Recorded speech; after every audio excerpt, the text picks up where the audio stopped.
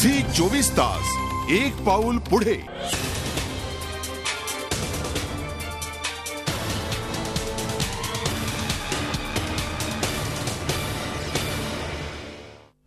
तुम्ही पाहता आमचा विशेष कार्यक्रम आक्रोशाच्या परिसीमेवर। मी रश्मी पुराणिक।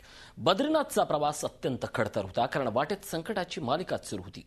कधी रस्त्याने मार्ग रोखला तर कधी ढगाने वाट आडवी केली। रश्मी या महत् प्रयासानंतर जोशीमठपर्यंत पोहोचली।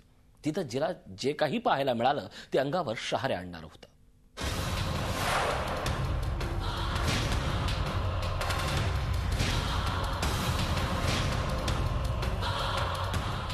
मला उत्तराखंडमध्ये येऊन 4 दिवस झाले होते। माझा प्रत्येक दिवस हा नवनवीन आव्हानं घेऊन येत होता। मात्र त्यावर मात करत आम्ही पुढे पुढे जात होतो। आज 4 वाजले।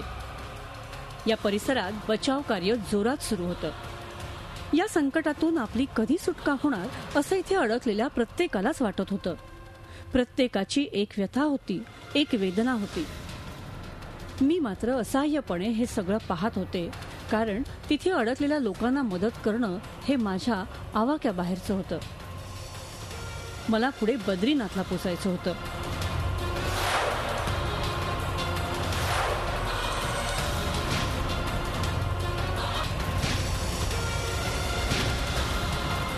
रविवारी सकाळी आम्ही हेलिपॅडवर पोहोचलो, पण ढगांनी आमची वाट अडवली होती। ढगाळ वातावरणामुळे हेलिकॉप्टर्स उड्डाण घेऊ शकत नव्हते, त्यामुळे बचाव कार्यालाही उशीर होत होता। काही वेळानंतर ढगांचा अडथळा दूर झाला आणि हेलिकॉप्टर्स हवेत झेपावले। त्या हेलिकॉप्टरमध्ये मी देखील होते। बद्रीनाथमध्ये लोकांची रांगच रांग पाहायला मिळाली। बद्रीनाथमध्ये अडकलेले लोक हेलिकॉप्टरची वाट पाहत उभे होते। प्रशासनाकडून वेळेत मदत न मिळाल्यामुळे लोकांमध्ये तीव्र असंतोष होता। इथे मोठ्या प्रमाणात महाराष्ट्रातून आलेले लोक अडकले होते। भारतासारखा मोठा विशाल देश श्रीलंकेमध्ये जाऊन मदत कार्य करू शकतो, पण या ठिकाणी खेदानं मला सांगावं लागतं की आमच्या 50 लोकांसाठी मदत कार्यासाठी आम्ही दररोज हाताने याचना त्यांच्याजवळ याचना करत आहोत, पण त्यांनी कोणत्याही पद्धतीची मदत दिलेली नाहीये। आणि माझ्या माई माऊलींच्याकडे पडून मला अतिशय डोळ्यामध्ये अश्रू येत आहेत, पण या सरकारला जाग येत नाही। आणि असे सरकार असणं हे आपल्या देशासाठी लाजिरवाणी गोष्ट आहे। तुमचं संकट जे आहे ते तुमच्या हातात, आमच्या हातात सोडवायचं नाही, फक्त प्रयत्नच करू आम्ही, आणि ते आमचं बद्रीनाथच आम्हाला काय करेल, सोडवायला मदत करेल। महाराष्ट्रातील लोकांचा महाराष्ट्र सरकारवरचा रोष स्पष्टपणे दिसत होता। इतर राज्यांनी आपल्या लोकांच्या सुटकेसाठी मदत पाठवली, त्याप्रमाणे महाराष्ट्रातील सरकारने का पाठवली नाही असा त्यांचा सवाल होता। बद्रीनाथमध्ये वार्तांकन केल्यानंतर रात्री आम्ही पुन्हा जोशीमठमध्ये आलो।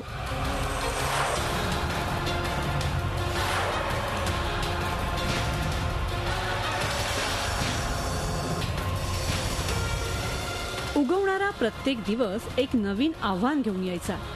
सोमवारी मी गोविंद घाटकडे जाण्याचा निर्णय घेतला। बद्रीनाथ ते गोविंद घाट हे 25 किलोमीटरचं अंतर, पण तिथे जाण्यासाठी रस्ता नसल्यामुळे ट्रेकिंग करत जावं लागलं। गोविंद घाटमधील परिस्थिती अत्यंत बिकट बनली होती। ठिकठिकाणी रस्ते खचले होते, त्यामुळे तिथे अडकलेल्या लोकांना बाहेर काढण्यासाठी डोंगरावर रोप टाकण्यात आले होते। हा प्रवास अत्यंत जिकरीचा होता, पण मृत्यूच्या खाईतून बाहेर पडण्यासाठी लोकांसमोर हाच एकमेव मार्ग होता।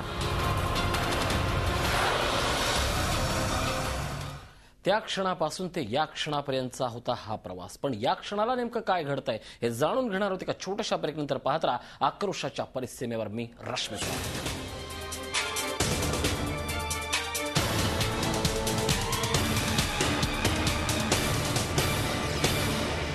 झी 24 तास एक पाऊल पुढे।